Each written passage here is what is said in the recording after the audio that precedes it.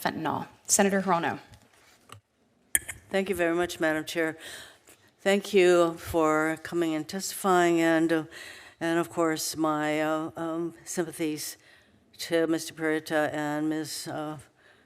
Noring.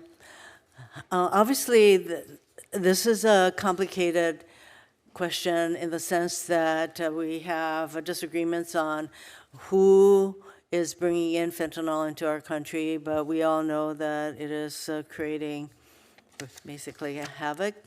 And I particularly was interested in noting how we can prevent young people from getting access to fentanyl. At the same time, and their analogs. At the same time, we need a Justice Department that is stable right now. There is chaos as this administration tries to eliminate anybody who can stand up to them. And in addition, when they want the names of everyone who had anything to do with the January 6th investigations and prosecutions, we are talking about potentially thousands of FBI agents. So you can imagine the chaos that is going on in that department. For Mr. Puerto, I know you mentioned the Dead on Arrival as a documentary that is shown. I mean, what age do you think that the children should be when they are alerted to, for example, not buying anything on the internet? And this goes for Ms. Nodding too, in terms of prevention. What is an age? And then does a documentary like the one you mentioned, does it really impact the young people? If not, what does in terms of education? Dead on Arrival, again, is a 22-minute documentary that we use in junior high schools and high schools across the nation. We just started also with 5th and 6th graders as well. We started that in Lake County, California, where Mr. Filson, who's behind me here, went up there and saw more than 5,000 students. Ms. Hirono, I have a stack of letters from high school students, junior high school students, elementary school students who have seen this documentary that had absolutely no idea of the impending danger and had no idea that buying illicit fentanyl was as easy as ordering a pizza through Snapchat. That's how easy it is. And the danger of this drug is they can die on first use. According to the New England Journal of Medicine, 22 children per week died in the year 2022 between the ages, non-addicted children between the ages of 14 and 18 years of age, mostly driven by illicit fentanyl pills, 22 a week.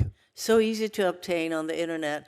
And that's why there are a number of us on this committee who have raised the issue of very dramatically limiting the Section 230 immunity for the social platforms, because what parents particularly have to go through just to hold these entities accountable, it shouldn't be that way. And so there are a number of us who are on that page.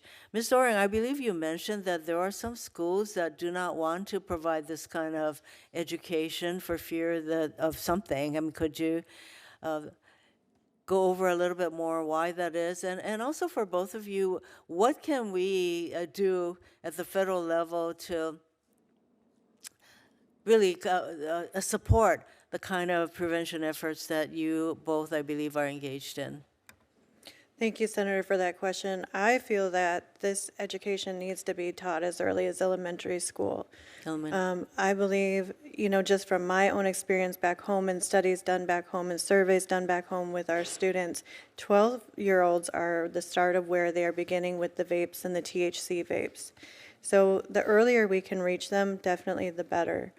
Back home, the schools, it's multiple roadblocks. They don't want it in their schools. There's not enough time in the school years. There's a stigma that it could create more kids going out there and being exposed to these. We've seen a decline in the DARE programs for that reason.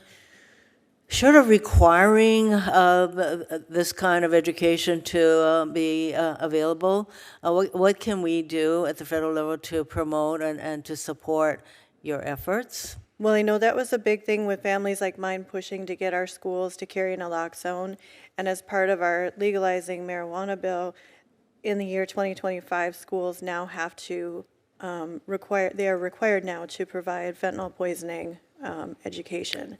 And And Ms. it's kind of, with the legalization of that, it's kind of hypocritical, you know, to have that education piece tucked into that bill, in my opinion, because now we're saying it's okay to do one drug, but these drugs, stay away from these ones. Most of these nonprofits are all made up of bereaved families that would come together, and because they felt like the government wasn't doing enough, and we felt that we just couldn't sit idly by and watch these children die on a daily basis. So I think one of the things that could really be helpful from the federal government is giving us grants to community organizations like ourselves, because we don't really fall into a certain category where we can get grants to do this. We're self-funded, actually, and it's really difficult to do that, especially when we're traveling across the nation and doing the work that we do. But we don't charge any money for what we do. We charge $0 to go to a school.